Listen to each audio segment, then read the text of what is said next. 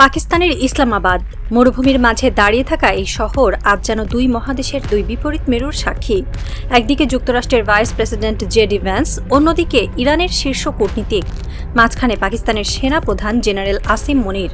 আলোচনা চলছে ঘণ্টার পর ঘণ্টা, কিন্তু প্রতিটি মিনিট যেন প্রমাণ করছে এই আলোচনা সফল হওয়ার সম্ভাবনা মাত্র 10%, বাকি 90% ব্যর্থতা। কেন? কারণ যুক্তরাষ্ট্র ও ইরান দুটি সম্পূর্ণ ভিন্ন জগৎ থেকে এসেছে। ট্রাম্প চান পারমাণবিক অস্ত্র বন্ধ হোক, ইরান চান হামলা বন্ধ হোক। ট্রাম্প চান ইরান যেন ইউরেনিয়াম সমৃদ্ধকরণ বন্ধ করে, ইরান চায় উপসাগর থেকে আমেরিকান সেনা সরানো হোক। ট্রাম্প চায় ইরানের রেজিম চেঞ্জ হয়েছে বলে ঘোষণা দিতে, ইরান চায় হরমুজ প্রণালীতে তাদের সার্বভৌমত্বের স্বীকৃতি। এই দুই চাওয়ার মাঝে ব্যবধান আকাশ পাতাল, আর এই ব্যবধান পূরণের দায়িত্ব নিয়ে বসেছে ইসলামাবাদ, কিন্তু সম্ভাবনা প্রায় শূন্য। ভার্জিনিয়ার সার্লটভিলে উড়োজাহাজে ওঠার আগে সাংবাদিকদের প্রশ্নের জবাবে ট্রাম্প বলেন, কোনো পারমাণবিক অস্ত্র থাকবে না। এটাই হচ্ছে আমার সংক্ষিপ্ত উত্তর। ট্রাম্পের এই বক্তব্য ইরানের জন্য যেন এক চুলো গ্রহণযোগ্য নয়, কারণ ইরানের 10 দফার কোথাও পারমাণবিক অস্ত্র বন্ধ নেই। ইরানের 10 দফা বলছে নিষেধাজ্ঞা প্রত্যাহার, ইউরেনিয়াম সমৃদ্ধকরণের অধিকার, হরমুজের সার্বভৌমত্ব, মার্কিন ঘাঁটি সরানো, ক্ষতিপূরণ, টোল আদায়। এগুলো ইরানের কাছে মুখ্য। পারমাণবিক অস্ত্র নিয়ে আলোচনা ইরানের কাছে গৌণ, বরং অপ্রাসঙ্গিক। ট্রাম্প যেন আসামির কাঠগড়ায় দাঁড় করিয়েছেন ইরানকে। তিনি ইসলামাবাদে ইরানকে ডেকে এনে বলছে, তোমরা চুক্তি করো যে পারমাণবিক অস্ত্র বানাবে না। ইরানের জবাব, আমরা চাই হামলা বন্ধ হোক, উপসাগর থেকে সেনা সরানো হোক, হরমুজের মালিকানার স্বীকৃতি দাও। একজন ইসলামাবাদ ভিত্তিক কূটনীতিক বলেছেন, ট্রাম্প যেন ভুলে যাচ্ছেন ইরান যুদ্ধ জিতেছে, যুদ্ধজয়ী দেশকে আসামির কাঠগড়ায় দাঁড় করানো যায় না। ট্রাম্প যদি এটাই বিশ্বাস করেন, তাহলে ইসলামাবাদ বৈঠক ভেস্তে যাওয়া নির্ধারিত।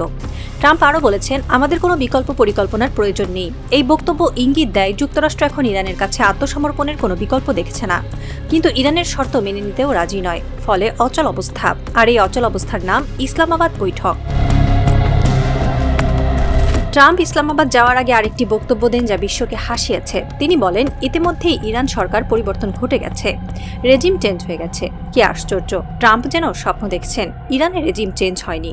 আয়তুল্লাহ আলী খামেনি নিহত হয়েছেন, কিন্তু তার স্থলাভিষিক্ত হয়েছে তার দ্বিতীয় পুত্র মোজতবা খামেনি। এটি রেজিম চেঞ্জ নয়, এটি উত্তরাধিকার, এটি শাসন ব্যবস্থার ধারাবাহিকতা। ইরানের জনগণ তো বিদ্রোহ করেনি, বরং আরও ঐক্যবদ্ধ হয়েছে। 70 লাখ স্বেচ্ছাসেবী সেনা প্রমাণ করেছে ইরানের জনগণ তাদের নেতার পেছনে আছে। তবে ট্রাম্প কেন এই বানোয়াট গল্প বলছেন? বিশ্লেষকরা বলছেন, এটি লজ্জা থেকে বলা। কারণ ইসরায়েলের নেতানিয়াহু ট্রাম্পকে বোঝালেন, প্রথম দফায় আলী খামেনিকে শেষ করে দাও, ইরানের জনগণ বিদ্রোহ করবে, নতুন সরকার আসবে যেটা আমাদের পক্ষে থাকবে। কিন্তু উল্টো হলো, আলী খামেনি শহীদ হলেন, ইরান আরও ঐক্যবদ্ধ হলো, নেতানিয়াহুর বডি ট্রাম্পকে খাইয়েছে। এখন সেই ব্যর্থতা ঢাকতে ট্রাম্প বলছেন, রেজিম চেঞ্জ হয়ে গেছে। এটি একেবারে আঙ্গুর ফল টক প্রবাদের মতো অবস্থা। একজন তেহরানি বিশ্লেষক বলেছেন, ট্রাম্প যদি ভাবেন ইরানের জনগণ রেজিম চেঞ্জ চায়, তাহলে তিনি ইরানের মাটিতে পা দিয়ে দেখুন, 70 লাখ স্বেচ্ছাসেবী তাকে উত্তর দেবে। ট্রাম্প ইসলামাবাদ যাওয়ার আগে আরেকটি বক্তব্য দেন। তিনি বলেন, ইরান হরমুজ প্রণালী দিয়ে যাতায়াতকারী জাহাজ থেকে টোল আদায় করবে, আমরা এমনটা হতে দেব না। কি বলছেন ট্রাম্প? হরমুজ প্রণালী ইরানের ভূখণ্ডের অংশ। ইরানের সংসদ আইন পাশ করেছে, হরমুজের টোল আদায় করা হবে। ওমানের সঙ্গেও চুক্তি হয়েছে যৌথভাবে টোল আদায়ের জন্য। আন্তর্জাতিক আইন অনুযায়ী একটি দেশ তার ভূখণ্ডের ওপর কর্তৃত্ব করতে পারে। হরমুজের কিছু অংশ ইরানের আঞ্চলিক জলের মধ্যে পড়ে। ট্রাম্পের আমরা দেব না এখন কেবল কথা, কারণ যুক্তরাষ্ট্রের সেই ক্ষমতা আর নেই। যুক্তরাষ্ট্রের পঞ্চম নৌবহর বাহরাইন ছেড়ে চলে গেছে। উপসাগরে যুক্তরাষ্ট্রের আর কোনো ঘাঁটি নেই। যুক্তরাষ্ট্রের জাহাজগুলো এখন ওমান উপসাগরের দূরে অবস্থান করছে। ইরানের ড্রোন ও মিসাইলের ভয়ে কেউ কাছে যেতে সাহস পাচ্ছে না। ট্রাম্প যদি বলেন আমরা দেব না, ইরানের জবাব, তোমরা কি করতে পারো? আবার যুদ্ধ করবে? সেই সামর্থ্য তোমাদের আছে? হরমুজের টোল আদায় এখন বাস্তবতা। ইরান ইতিমধ্যে কয়েকটি পণ্যবাহী জাহাজ থেকে টোল নিয়েছে। শিপিং কোম্পানিগুলো ধীরে ধীরে মেনে নিচ্ছে। ট্রাম্পের বক্তব্য কেবল নির্বাচনী প্রচারণার অংশ। হরমুজ প্রণালী আন্তর্জাতিক জলপথ, কিন্তু এর কিছু অংশ ইরানের আঞ্চলিক জলের মধ্যে পড়ে। ইরান ইতিমধ্যে আইন পাশ করেছে, টোল আদায় বাধ্যতামূলক। ওমানের সঙ্গে যৌথ প্রোটোকল স্বাক্ষরিত হয়েছে। বিশ্বের 30% তেল যায় এই পথে। ইরান যদি চায়, তারা এই পথ পুরোপুরি বন্ধ করে দিতে পারে। যুদ্ধের সময় তারা তা করেছিল। আজ তারা সেটা করছে না, কারণ তারা টোল আদায় করতে চায়। টোল আদায় ইরানের জন্য বিশাল রাজস্বের উৎস। প্রতিটি জাহাজ থেকে $20 লাখ করে টোল নিলে দৈনিক আয় $4 কোটি, যা বার্ষিকে প্রায় $15 বিলিয়ন। এই অর্থ ইরানের অর্থনীতি চাঙ্গা করবে। নিষেধাজ্ঞার ক্ষতি পুড়িয়ে দেবে। ট্রাম্পের আমরা দেব না বাস্তবে অমূলক, কারণ যুক্তরাষ্ট্রের কাছে এই মুহূর্তে হরমুজের বিকল্প নেই। কেপ অফ গুড হোপ পথে বেশি সময়, বেশি খরচ, বেশি ঝুঁকি। শেষ পর্যন্ত বিশ্বকে ইরানের টোল মেনে নিতেই হবে। একজন আন্তর্জাতিক আইন বিশেষজ্ঞ বলেছেন, হরমুজের টোল নিয়ে আন্তর্জাতিক আদালতে মামলা হতে পারে, কিন্তু ততদিনে ইরান বিলিয়ন ডলার আয় করে ফেলবে, আর ট্রাম্প তো হোয়াইট হাউসেই থাকবে না।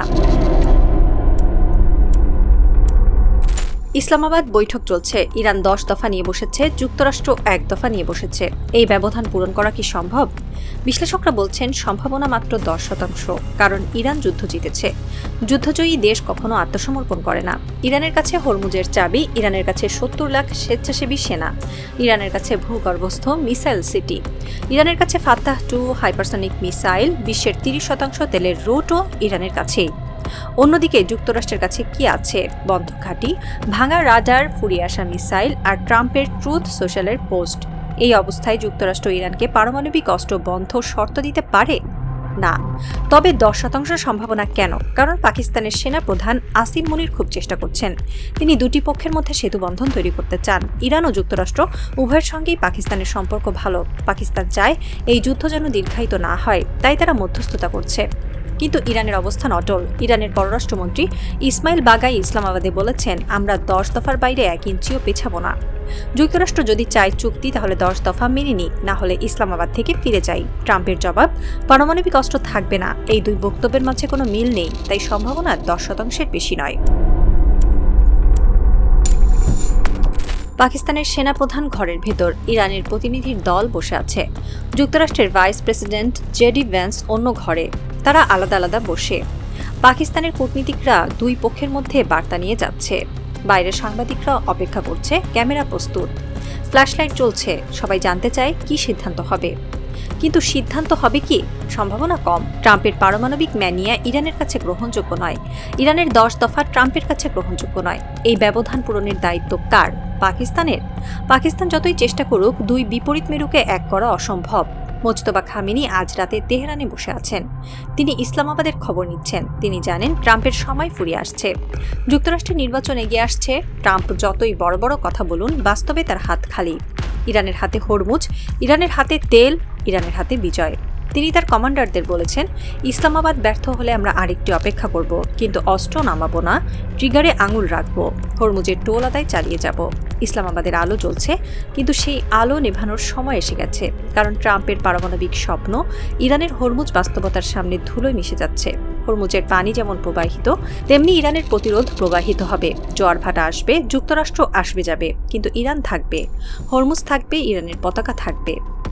জিন্দাবাদ হরমুজ, জিন্দাবাদ ইরান, জিন্দাবাদ প্রতিরোধ।